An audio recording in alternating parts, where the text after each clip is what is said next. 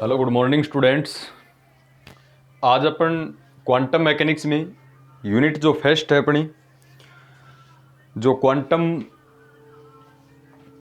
के जो मौलिक सिद्धांत अपन पढ़ते हैं, या फिर अपन बोल सकते हैं कि क्वांटम का विकास है वो किस प्रकार से हुआ है। डेवलपमेंट ऑफ क्वांटम मैकेनिक्स जो अपना चैप्टर फर्स्ट है ये अपना कंप्लीट हो चुका है, जिसमें प्लांक रेडिएशन लॉ इम्पोर्टेंट है, ब्लैक बॉडी रेडिएशन है, जिसमें अपन ने ये जाना कि किस प्रकार से क्वांटम मैकेनिक्स है वो डेवलप हुई है, यानी क्वांटम मैकेनिक्स का विकास है वो किस प्रकार से हुआ है। और जिसमें इम्पोर्टेंट फैक्ट अपन ने पढ़े कि पार्टिकल के साथ किस प्रकार से वेव होती है, जो डी ब्रोई सर ने अपने को बताया है। और डी ब्रोई सर का जो एक्सपेरिमेंट है, डेविसन जरमर एक्सपेरिमेंट, उसके बाद में अपन ने हाइजेनबर्ग के अनिश्चितता सिद्धांत पढ़े, हाइजेनबर्ग अनसर्टेनिटी प्रिंसिपल, और उसके कुछ एप्लीकेशंस पढ़े हैं। आई होप आपको वो समझ में आया होगा। आफ्टर दैट इसके बाद में अपन करते हैं न्यूमेरिकल्स। जो development of quantum mechanics chapter है उसके एग्जाम के अंदर पूछे हुए न्यूमेरिकल्स हैं, तो आपकी बुक से न्यूमेरिकल अपन करते हैं। सबसे पहले है एग्जाम्पल नंबर फर्स्ट। ये कहता है एग्जाम्पल नंबर फर्स्ट, ये बुक का है example number first. Example number first, और ये 2070 के अंदर पूछा गया एग्जाम में, 17 में। ये कह रहा है कि प्लांक का विकिरण नियम, प्लांक जो रेडिएशन लॉ है, ये दे रखा है इसने यू लेमडा, लेमडा की फॉर्म में नहीं, ये फ्रीक्वेंसी न्यू की फॉर्म में है, यू न्यू और D nu equals to 8 pi H nu cube upon C cube into में 1 upon E to the power H nu by K T -1 और इंटू में दे रखा है डी न्यू। ये अपने को दे रखा है प्लांक का विकिरण नियम, ये दे रखा है अपने को। और प्लांक का रेडिएशन लॉ अपन पढ़ भी चुके हैं कि यही होता है you lambda D you new into D new. और ये कह रहा है कि इसको तरंग दैर्घ्य परास यानी वेवलेंथ की रेंज में आपको इसकी वैल्यू निकालनी है। तो वेवलेंथ की रेंज में इसकी आपको वैल्यू निकालनी है, यानी आपको निकालना है यू लेमडा डी लेमडा के फॉर्म में प्लांक का रेडिएशन जो लॉ है। हालांकि उस रेडिएशन लॉ में अपन इसको प्रूफ कर चुके हैं, लेमडा की फॉर्म में भी और फ्रीक्वेंसी की फॉर्म में भी। तो अपन इसको लेमडा की फॉर्म में निकालते हैं। सीधा सीधा दिया हुआ है कि प्लांक का विकिरण नियम ये है, इसको तरंग दैर्घ्य परास में ज्ञात करना, आपको वेवलेंथ की फॉर्म में इसको फाइंड करना है। तो वेवलेंथ की फॉर्म में फाइंड करना है, तो अपने को पता है कि ये फ्रीक्वेंसी की फॉर्म में है, आवृत्ति की टर्म में है, और तरंग दैर्घ्य की टर्म में अपने से पूछ रहा है। तो अपने को पता है कि फ्रीक्वेंसी और वेवलेंथ जो है एक दूसरे के इन्वर्सली प्रोपोर्शनल है, यानी किसी भी लाइट की है या पार्टिकल कोई भी लाइट है, उसकी यदि फ्रीक्वेंसी घटती है तो उसकी वेवलेंथ बढ़ती है, क्योंकि न्यू है वो इन्वर्सली प्रोपोर्शनल होता है लेमडा के। तो यहां अपन लिख सकते हैं कि न्यू तथा, यहां अपन इसका सॉल्यूशन देखते हैं। देखो न्यू तथा लेमडा एक दूसरे के विपरीत होते हैं।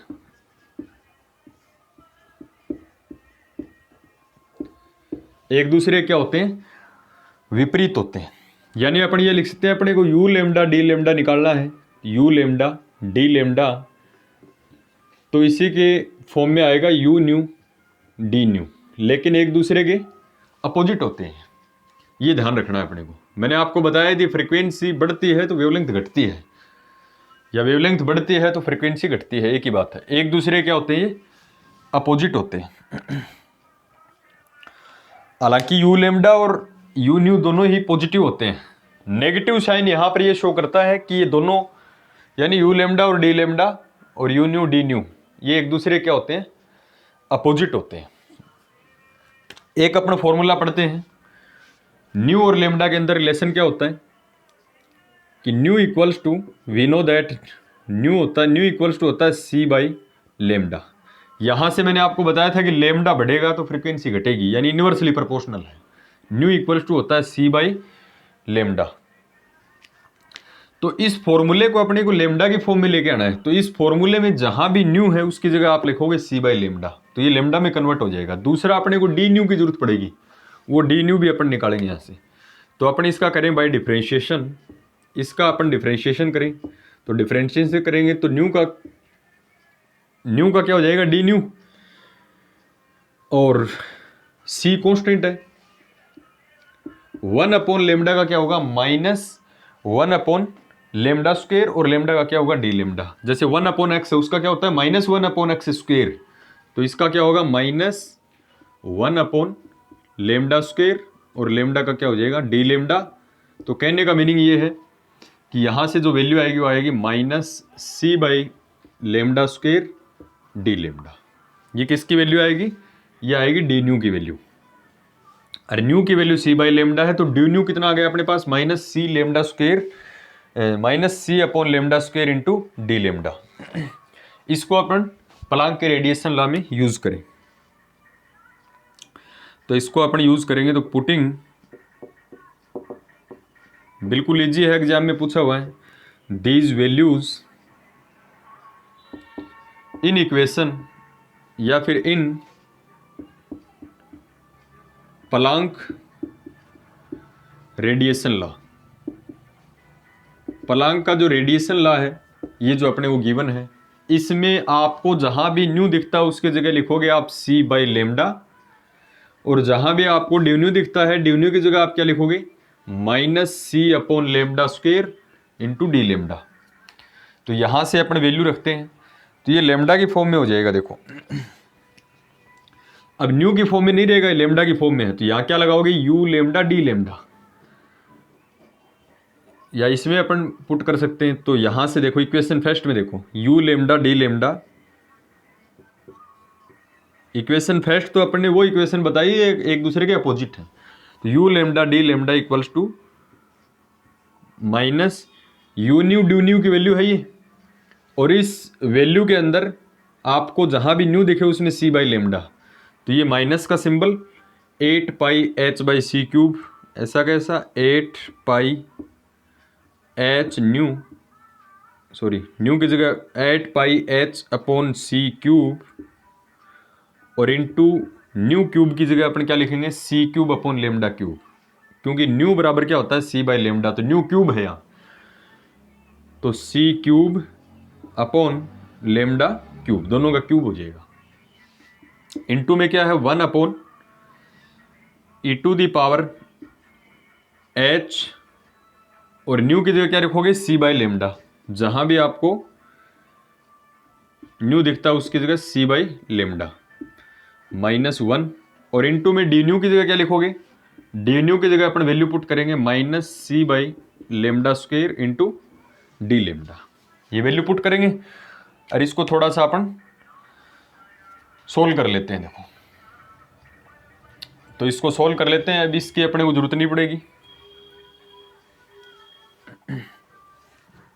क्या किया आपने कि प्लांक का जो रेडिएशन लॉ अपने को गिवन है फ्रीक्वेंसी की टर्म में, उसमें अपन ने लेमडा की जगह तो क्या रखा है, c बाई न्यू, या फिर न्यू की जगह क्या रखा है, c बाई लेमडा, और डी न्यू की जगह अपन ने क्या लिखा है, -c by lambda square into D lambda. तो इसको अपन थोड़ा सा सोल्व करते हैं। देखो इसको अपन सोल्व करेंगे, then this implies u lambda D lambda equals to, ये देखो माइनस माइनस तो हो गया plus, 8 pi h, this is constant, c cube से c क्यूब कैंसिल, तो अपॉन में लेमडा क्यूब बचा, यहाँ अपॉन में क्या बचा, लेमडा क्यूब। फिर इंटू में यहां से देखो 1 e to the power hc by lambda के टी -1, ऐसा कैसा कुछ भी कैंसिल नहीं हो रहा, और ये है इंटू में माइनस माइनस ये प्लस हो ही गया था, c अपॉन लेमडा स्क्वेयर और डी लेमडा। अब देखो 8 पाई h, ये c यहां जाएगा, then this implies U lambda D lambda equals to 8 pi H C, और ये लेमडा क्यूब ये लेमडा स्क्वेयर, तो लेमडा की पावर हो गई 5 और into 1 upon E to the power H C by lambda के टी माइनस 1 और इंटू में डी लेमडा। तो ये जो लॉ अपन देख रहे हैं ये किसकी फॉर्म में है? लेमडा की फॉर्म में प्लांक का रेडिएशन लॉ है, जो अपन ने इसकी थ्योरी पढ़ी थी तब ये प्रूफ किया था। तो ये क्या है? Planck radiation law in form of lambda. ये लेमडा की फॉर्म के अंदर प्लांक का विकिरण नियम कहलाता है। ये प्लांक का रेडिएशन लॉ है in form of lambda. U lambda D lambda equal to 8 pi H C upon lambda की power 5 into 1 upon E to the power H C by lambda के T minus 1 into D lambda. तो this is example number first. इसके बाद में अपन next problem करते हैं। ये example number 1 है अपने चैप्टर फर्स्ट का। तो अपन इसमें से जो एग्जाम में जो आई न्यूमेरिकल्स हैं वो सारे ही न्यूमेरिकल अपन सोल्व करेंगे। उसके बाद में देखिए आपकी बुक से है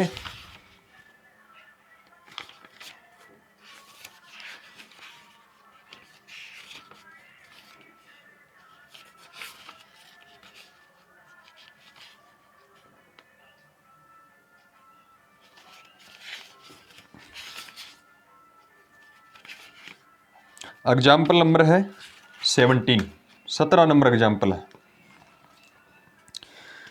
ये भी काफ़ी बार पूछा हुआ है, 15, 17 और 19 के अंदर पूछा हुआ है। तो मैं आपको वो एग्जाम्पल प्रॉब्लम सोल्व करवा रहा हूँ जो एग्जाम के अंदर प्रीवियस एग्जाम्स में पूछी हुई है। एग्जाम्पल नंबर है बुक का 17 नंबर। इसमें लिख रखा है कि सिद्ध कीजिए कि एम नोट विराम द्रव्यमान कोई पार्टिकल है, उसका रेस्ट मास है एम नोट। मास को अपने एम से डिनोट करते हैं, रेस्ट मास को एम नोट से। सिद्ध कीजिए कि एम नोट विराम द्रव्यमान वाले एक कण जिसकी काइनेटिक एनर्जी के है, यानी गतिज ऊर्जा दे रखी है के, कि डी ब्रोगली तरंग दैर्घ्य निम्न होती है। ये अपने को दे रखी है, ये प्रूफ करना है अपने को कि lambda equals to H C by under the root K into K plus 2m naught C square, ये अंडर रूट के अंदर है पूरा। ये अपने को प्रूफ करना है। बुक का एग्जाम्पल नंबर है 17। ये कह रहा है कि कोई पार्टिकल है जिसका रेस्ट मास एम नोट है, विराम द्रव्यमान एम नोट है, और के उसकी क्या है? काइनेटिक एनर्जी, गतिज ऊर्जा है। तो आपको सिद्ध कीजिए कि डी ब्रोगली तरंग दैर्घ्य निम्न होगी। तो डी ब्रोगली जो वेवलेंथ है वो ये होगी, ये आपको प्रूफ करना है। तो इसमें डी ब्रोगली तरंग दैर्घ्य पूछा है, तो अपन डी ब्रोगली हाइपोथेसिस के लिए जो फॉर्मूला निकालते हैं कि कोई भी पार्टिकल के साथ में जो वेव है, उस वेव की जो वेवलेंथ होती है वो मोमेंटम के क्या होती है? इन्वर्सली प्रोपोर्शनल होती है। और वो डी ब्रोगली हाइपोथेसिस क्या है? Lambda equals to H upon P, where H is a Planck constant. तो यहां से अपन डी ब्रोगली हाइपोथेसिस का यूज करेंगे।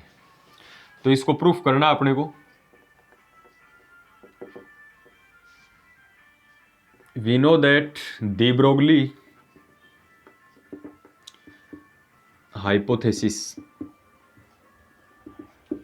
इसको प्रूफ करना काफी इंपॉर्टेंट है। कई बार कंपटीशन एग्जाम में फॉर्मूला जो है वो डायरेक्ट पूछा जा चुका है। तो डी ब्रोगली हाइपोथेसिस जो है वो क्या कहता है कि वेवलेंथ जो है वो इन्वर्सली प्रोपोर्शनल होती है मोमेंटम की। यानी अपन इसको लिखते हैं कि लेमडा इक्वल्स टू क्या होता है? H by P. This is equation first. This is D Broglie hypothesis. अब देखो पार्टिकल का रेस्ट मास एम नोट है। पार्टिकल का रेस्ट मास कितना है, एम ने देखिए इसने क्या दिया, एम नोट दिया, और काइनेटिक एनर्जी के है, काइनेटिक एनर्जी क्या है, के है। ये दो डेटा अपने को दे रखे हैं, हाँ दो ही डेटा अपने को इसमें दे रखे हैं। अब अपने को ये प्रूफ करना है, और डी ब्रोगली हाइपोथेसिस अपनी जानते हैं।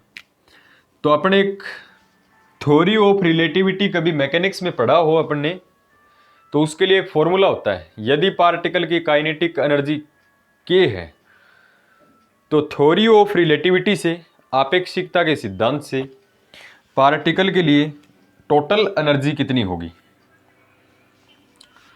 किसके सिद्धांत से, theory of relativity, by theory of relativity, आपेक्षिकता के सिद्धांत से। थ्योरी ऑफ रिलेटिविटी क्या कहती है, E इक्वल्स टू क्या होता है, M not C square plus kinetic energy की। हालांकि टोटल एनर्जी पार्टिकल की जो है वो काइनेटिक एनर्जी और पोटेंशियल एनर्जी, गतिज ऊर्जा और स्थिर ऊर्जा के बराबर होती है। यदि पार्टिकल का रेस्ट मास एम नोट है तो उसकी जो पोटेंशियल एनर्जी है वो कितनी होती है, एम नोट सी स्क्वेयर। तो टोटल एनर्जी गतिज ऊर्जा के प्लस स्थितिज ऊर्जा। तो पार्टिकल की स्थितिज ऊर्जा को इस फॉर्म में डिफाइन करती है थ्योरी ऑफ रिलेटिविटी, जो सर अल्बर्ट आइंस्टीन द्वारा बनाई गई है थ्योरी ऑफ रिलेटिविटी। एक फॉर्मूला अपन और जानते हैं, ई स्क्वेयर इक्वल्स टू क्या होता है, एंड थ्योरी ऑफ रिलेटिविटी से ही ये दो फॉर्मूले आपको ध्यान होंगे। ई स्क्वेयर इक्वल्स टू होता है P square C square plus M note square C to the power 4। ये थ्योरी ऑफ रिलेटिविटी से। ई स्क्वेयर इक्वल्स टू क्या होता है, P square C square plus M note square C to the power 4। ये इससे ही है, ये और ये फॉर्मूला एक ही है। तो यहां पर अपने को ध्यान रखना है, P square C square plus M naught की square C to the power 4 है। यहां से अपन क्या करेंगे, देखो यहां से अपन पी सी की वैल्यू निकालेंगे कैसे भी करके। किसकी वैल्यू निकालनी है अपने को, पी सी की वैल्यू निकालनी है। तो यहां से पी सी की वैल्यू कितनी आएगी, here P square C square की वैल्यू निकाल रहा हूं मैं, P square C square equals to ये plus M not C square C to the power 4 है, ये इस साइड में आएगा माइनस में आएगा, तो ये क्या बन जाएगा, E square minus M note square C to the power 4। और अपने को पी सी की वैल्यू चाहिए, then this implies P C equals to, इसका स्क्वायर हटेगा तो सामने वाले के रूट लगेगा, तो under the root E square minus M note square C to the power 4। P square C square की value E square minus M note square C to the power 4, इसका अपन ने स्क्वायर हटाया तो सामने वाली क्वांटिटी के ऊपर क्या लगेगा, अंडर द रूट लग जाएगा।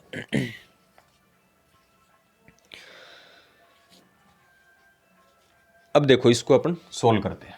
अब देखो E की वैल्यू अपने पास है, E की वैल्यू कितनी है, M not C square plus की, तो E की वैल्यू पुट कर रहे हैं, तो यहां से यहीं कर देता हूं मैं, पी सी इक्वल्स टू क्या करना है, E की वैल्यू रखनी है, तो इसका स्क्वेयर यानी M not C square plus के, इसका होल स्क्वेयर होगा क्योंकि ए की वैल्यू रखेंगे, minus M note square C to the power 4।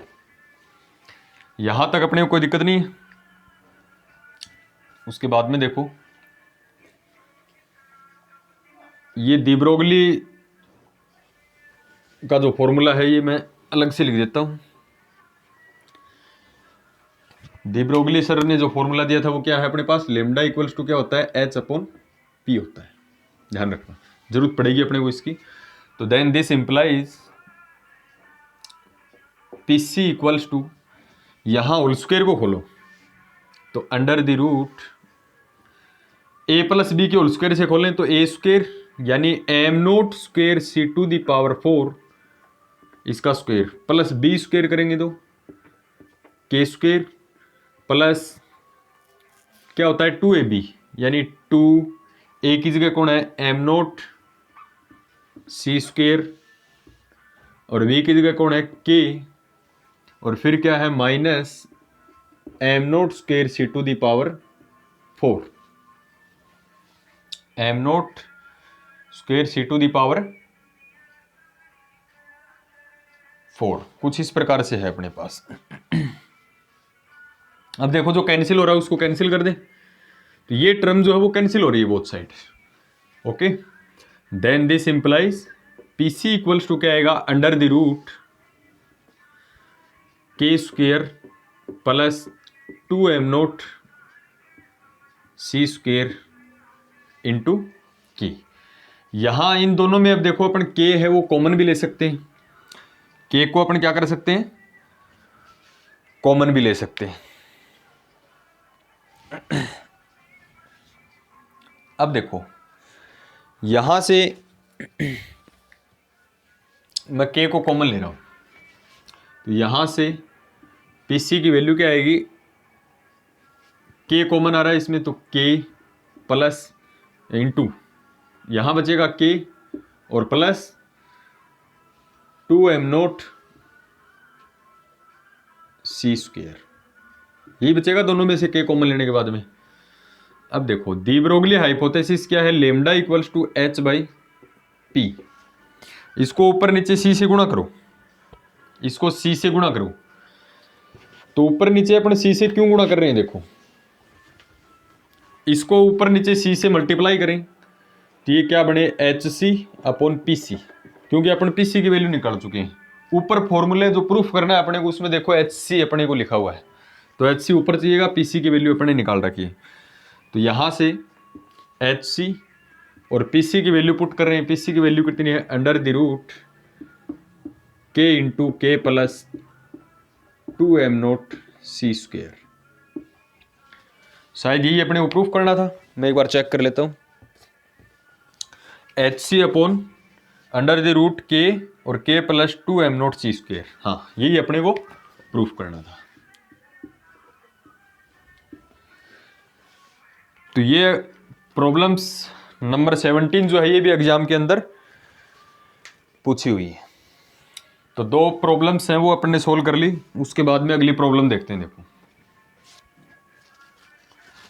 और इसका डायरेक्ट जो फॉर्मूला है ये कंपटीशन एग्जाम में एक बार पूछा था कि डी ब्रोगली जो रिलेशन है वो क्या होता है। उसके बाद में नेक्स्ट प्रॉब्लम देखिए, नेक्स्ट प्रॉब्लम एग्जाम्पल नंबर है 19 नंबर एग्जाम्पल है, एग्जाम्पल नंबर है 19, बुक का आपका एग्जाम्पल नंबर है 19। ये 2019 के अंदर पूछा हुआ एग्जाम में। ये कह रहा है कि एक मेगा इलेक्ट्रॉन वोल्ट के प्रोटॉन के संगत दे ब्रोगली तरंग दैर्घ्य ज्ञात कीजिए। आपको प्रोटॉन की एनर्जी दे रखी है, एनर्जी ऑफ प्रोटॉन वो दे रखी है 1 मेगा इलेक्ट्रॉन वोल्ट।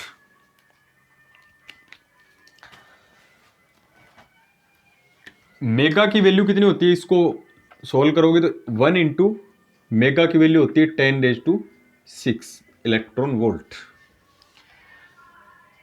इसके लिए यानी प्रोटॉन है, प्रोटॉन मूव करता है, तो दुनिया का कोई भी पार्टिकल अगर मूव करता है तो दी ब्रोगली सर के अनुसार उसके साथ वेव होगी, और वेव होगी तो उसके साथ वेवलेंथ भी होगी, यानी कि वेव की तो वेवलेंथ भी होती है। तो आपको वेवलेंथ निकालनी है, और वेवलेंथ के लिए अपन जानते हैं वी नो दैट प्रोटॉन है, इलेक्ट्रॉन है, कोई भी चार्ज पार्टिकल है जैसे, तो उसकी वेवलेंथ का फॉर्मूला क्या दिया दी ब्रोगली सर ने, h upon under the root 2m/e, ये फॉर्मूला होता है। जिसमें दी ब्रोगली हाइपोथेसिस को अपन पढ़ते हैं तो छोटी क्लास में पढ़ते हैं कि इलेक्ट्रॉन के संगत लेमडा ये होगी, जैसे पढ़ते हैं ना 12.27 upon under root v। Deuteron के लिए कुछ और होती है, अल्फा पार्टिकल के लिए कुछ और होती है, तो इसी प्रकार से डिफरेंट पार्टिकल के लिए वेवलेंथ डिफरेंट होती है, लेकिन आएगी इसी फॉर्मूले से। यहां अपन ये वैल्यू पुट करेंगे, देखो किस किस की जरूरत पड़ेगी अपन। एच क्या है, प्लांक कांस्टेंट है भाई। प्लांक कांस्टेंट की वैल्यू कितनी होती है, 6.64 इंटू 10⁻⁻34 जूल सेकेंड। ओके, टू कांस्टेंट है। एम क्या है, मास ऑफ प्रोटोन। यहां मैं पी लगा सकता हूं, नीचे प्रोटोन की पूछ रहा है अपनी, तो यहां मास ऑफ प्रोटोन यानी प्रोटोन के संगत तरंग दैर्घ्य ज्ञात करनी है अपने को। फॉर्मूला ये होता है वेवलेंथ का। तो मास ऑफ प्रोटोन कितना होता है, 1.67 इंटू 10⁻⁻27। ई पूछ रहा है, ई अपने को गिवन है, तो ये वैल्यू पुट करेंगे। तो ये जो लेमडा है ये प्रोटोन के करस्पॉन्डिंग है, तो लेमडा पी यानी प्रोटोन की वेवलेंथ, एच की वैल्यू रख बेचारेगी 6.64 into 10⁻⁻34 upon under the root 2 into M 1.67 into 10⁻⁻27 into E कितना है 10⁻⁻6 ये है, और इसको अपने को सोल्व करना है। तो ऊपर वैल्यू ऐसी कैसी लिखो, 6.64 into 10⁻⁻34 upon under the root, under root के अंदर देखो इसको आप 2 से मल्टीप्लाई करो, तो 7 2 जा 14, 14 का आ गया 4, और 6 2 जा 12, 12 और इसका एक 1 यानी 13, और 2 1 जा 2, और इसकी एक पावर जो घात थी इसकी ये हो गया 3, 3.34। सही किया ना मल्टीप्लाई। ओके, इनटू ये 10 की पावर कितनी बची, देखो माइनस का 27 है और प्लस की 6 है, तो कितनी बची 10⁻⁻21। ओके,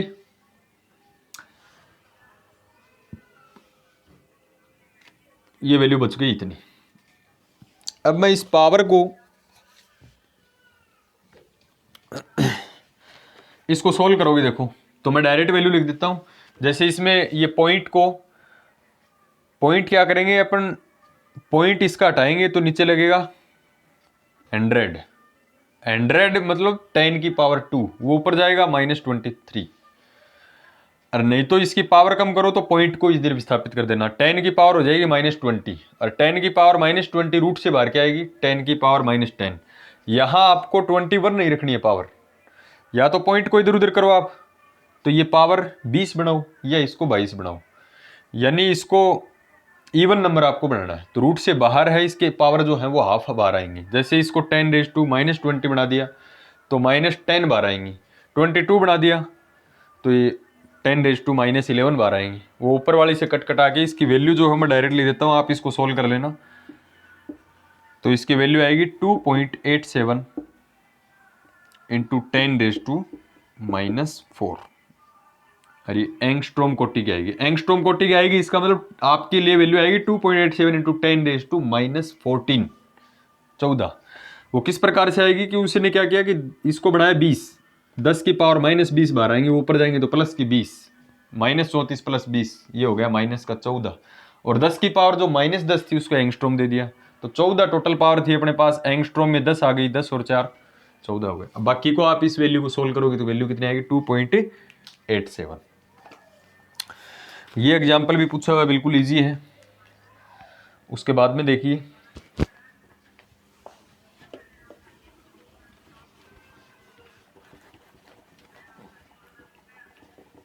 नेक्स्ट प्रॉब्लम अपन करते हैं।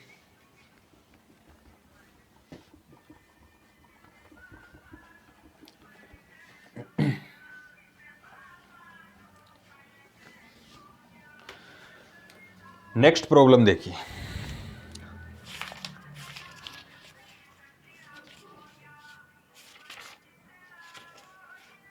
ओके, हाइजेनबर्ग के अनिश्चितता सिद्धांत के अनुसार, हाइजेनबर्ग के अनसर्टेनिटी प्रिंसिपल, ये एग्जाम्पल नंबर है आपकी बुक से 20, एग्जाम्पल नंबर है 20। इसके अंदर देखो क्या पूछ रहा है, ये कह रहा है कि यदि स्थिति में अनिश्चितता अनसर्टेनिटी इन पोजीशन, स्थिति में अनिश्चितता को डेल एक्स से लिखते हैं। डेल एक्स की वैल्यू दे रखी है इसने 0.1 नैनोमीटर। मैंने आपको बताया था कि अनिश्चितता होगी वो बहुत ही कम होगी, यानी नैनो की वैल्यू 10⁻⁹ जो होती है। तो इसमें मीटर में चेंज करोगे तो 0.1 नैनो की वैल्यू कितनी होती है 10⁻⁹। इसका पॉइंट हटाओ तो आप 10 लगाओगे नीचे, ये 10 की पावर ऊपर जाएगी तो माइनस, तो ये आ गया 10⁻⁻10 मीटर। एंगस्ट्रॉम कोटि का ये आ गया है, देखो। और ये कहता है कि अनिश्चितता दे रखी इसने, स्थिति में अनिश्चितता ये है, तो इलेक्ट्रॉन के वेग में अनिश्चितता कितनी होगी, इलेक्ट्रॉन का जो वेग है उसमें अनिश्चितता है वो कितनी होगी। Uncertainty in velocity of the electron, electron इसका मतलब गति कर रहा है, और गति कर रहा है तो गति करते हुए इलेक्ट्रॉन की जो वेलोसिटी है उसमें अनिश्चितता कितनी होगी, पोजीशन में अपनों को दे रखी है। तो अपन जानते हैं by Heisenberg uncertainty principle, formula क्या होता है, स्थिति में अनिश्चितता और संवेग में अनिश्चितता का जो गुणनफल है वो h/2 से बड़ा होता है, या इसके आप बराबर मान सकते हो, बराबर या बड़ा हो सकता है। डेल एक्स की वैल्यू अपने को दे रखी है, तो यहां से अपने को वेलोसिटी निकालनी है, वेलोसिटी निकालनी है, वेलोसिटी नहीं निकालनी, वेलोसिटी में अनिश्चितता निकालनी है। तो देखो, एक तो ये फॉर्मूला लिख दिया, वी नो दैट, ये तो हाइजेनबर्ग की अनिश्चितता सिद्धांत से होता है ये फॉर्मूला।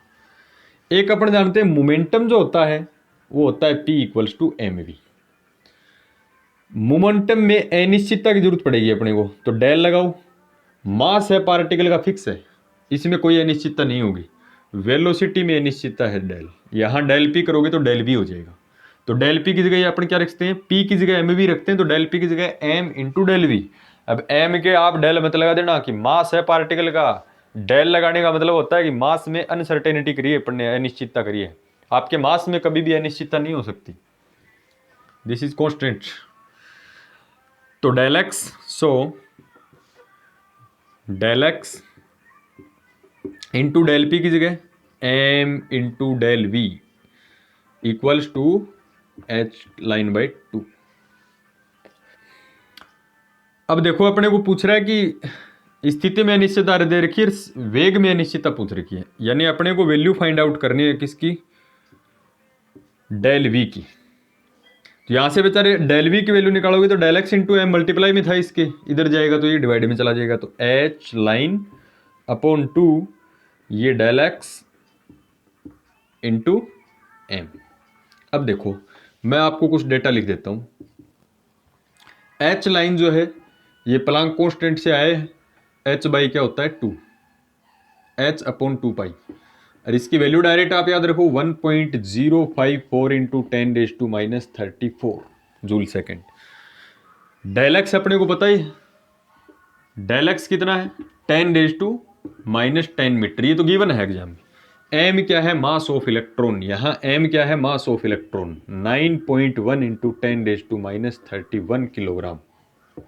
ओके, जो डेटा अपन रखेंगे तो यहां से डेल वी की जो वैल्यू आएगी, एच लाइन की वैल्यू रख 1.054 इंटू 10⁻34 अपॉन 2 तो 2 है इसमें, क्या देखो डेल एक्स की वैल्यू है 10⁻⁻10, एम की वैल्यू कितनी है 9.1 इंटू 10⁻31, इसको आप सोल्व करोगे, डेल वी सोल्व करो, 10 की घातों को सोल्व करो, 10 की पावर ये -10 और 10 की पावर -31, तो 10 की पावर हो गई -41, ये ऊपर जाएंगे तो +41, ऊपर -34 है तो कितनी बचेगी 7 बच गई ना प्लस की, तो 10 की पावर जो है वो तो 7 बच गई भाई, बाकी हिसाब किताब अपने को देखना पड़ेगा। यानी 1.054 को डिवाइड करो 9.1 इंटू 2, तो 2 से तो मल्टीप्लाई कर देता हूं मैं, 2 × 2 और ये आ गया 18.2, ठीक है ना। इसको आप सोल्व कर लेना, तो इसको सोल्व करोगे तो ये 18.20, इसका 0.0 18 120 लगभग ये 5 के आसपास आएगा। एग्जैक्ट वैल्यू आएगी इसकी del V equals to 5.8 into 10⁻⁷ velocity में अनिश्चितता। कितनी वैल्यू आएगी इसकी? Del V equals to 5.8 into 10⁻⁷ metre per second. तो इलेक्ट्रॉन जो है वो आपका गति कर रहा था, उस गति के संगत उसके वेग में जो अनिश्चितता होगी वो ये होगी। केवल अपने को स्थिति में अनिश्चितता दे रखी थी, तो ये हाइजेनबर्ग के अनिश्चितता सिद्धांत से प्रॉब्लम हो जाएगी। नेक्स्ट प्रॉब्लम देखिए, एग्जाम के अंदर पूछे हुए प्रॉब्लम्स मैं आपको सोल्व करवा रहा हूँ, और फिर भी कोई कंपटीशन एग्जाम के लिए या इधर उधर से करना चाहे तो आप इसमें पूछ सकते हो। आपकी बुक के अंदर जो टॉपिक मैंने करवाए हैं उससे रिलेटेड है, ऐसी कोई प्रॉब्लम नहीं है जो आप सोल्व नहीं कर सकते।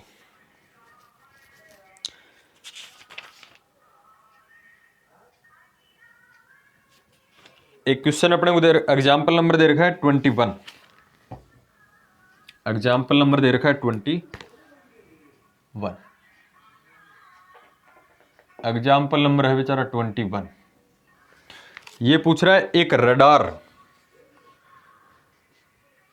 एक रडार स्पंद का काल, जो रडार होती है उसका टाइम दे रखा है।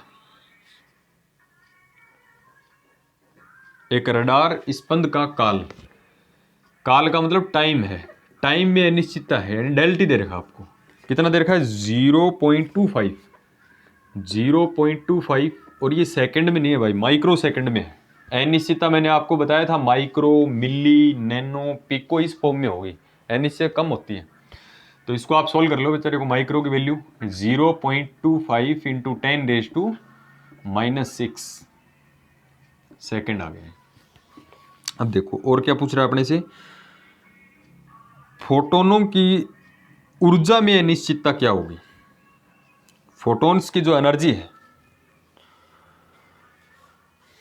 उनमें अनिश्चितता कितनी होगी, वो अपने को देखना है। तो हाइजेनबर्ग का अनिश्चितता का सिद्धांत, जिस प्रकार से स्थिति और संवेग आप एक साथ ज्ञात नहीं कर सकते, उसी प्रकार से एनर्जी और टाइम भी एक साथ अपन फाइंड नहीं कर सकते। तो हाइजेनबर्ग के अनिश्चितता सिद्धांत से अपन ये भी पढ़ते हैं भाई, del E into del T, इसकी वैल्यू भी h/2 से बड़ी होगी। अपने को गिवन क्या है? Del T. और पूछ क्या रखा है? फोटोनों की ऊर्जा में अनिश्चितता कितनी होगी। ये तो डायरेक्ट है, कोई दिक्कत नहीं है। डेल ई का मान निकालना है यहां से। तो डेल ई इक्वल्स टू, ये तो आप कर सकते हो h/2, और ये डेल टी गुणा में है, इस साइड में जाएगा भाग में। मैंने आपको बताया था कि del E equals to H cut की वैल्यू अभी जस्ट थोड़ी देर पहले बताइए 6.64 इंटू 10⁻⁻34 2, और डेल टी की वैल्यू 0.25 इंटू 10⁻⁻6। देखो दो संख्या के बाद में पॉइंट है, तो ये पॉइंट से पॉइंट तो उड़ा ही दो। अब ये 10 की पावर जो है ये कितने बच गई देखो।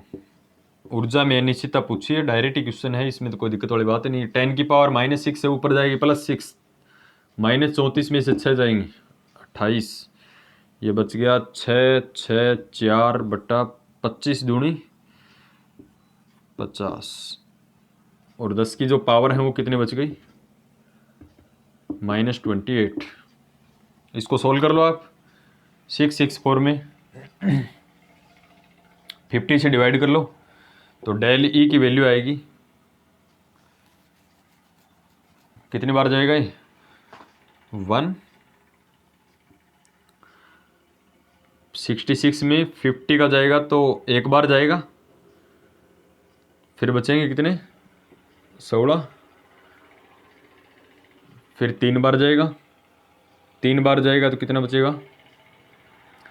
150 होता है 40, फिर पॉइंट लगाओगे 0, फिर 2 बार जाएगा इंटू 10⁻⁻28। इस पॉइंट को इधर खिसकाओगे तो पावर है वो एक कम हो जाएगी। तो del E equals to 1.32 into 10⁻⁻27, ये इसकी वैल्यू आ गई। तो ये एग्जाम्पल्स हैं कुछ एग्जाम में पूछे हुए हैं। ये एनर्जी आ गई, ये जूल में आ गई। इलेक्ट्रॉन वोल्ट में आप निकालना चाहो तो इलेक्ट्रॉन की वैल्यू इसमें से निकाल लो, 1.6 इंटू 10⁻⁹ ये जूल के अंदर वैल्यू है। तो ये प्रॉब्लम्स थी एग्जाम के अंदर पूछी हुई। आप इसके बाद में भी कोई एक्स्ट्रा कंपटीशन की तैयारी वगैरह कर रहे हो तो आप क्वांटम मैकेनिक्स की कोई भी प्रॉब्लम्स है उसके बारे में आप डिस्कस कर सकते हो।